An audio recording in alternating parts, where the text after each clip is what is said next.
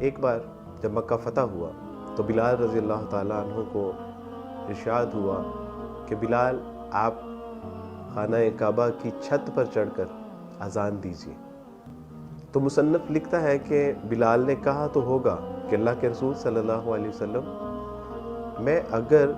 صحن حرم سے بھی اذان بلند کروں تو مکے کی تمام وادیوں میں میری آواز گونج سکتی ہے،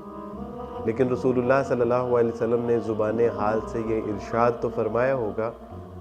کہ بلال، اصل میں مکہ والوں کو آپ کی آواز پہنچانا مقصود نہیں ہے، بلکہ مقصود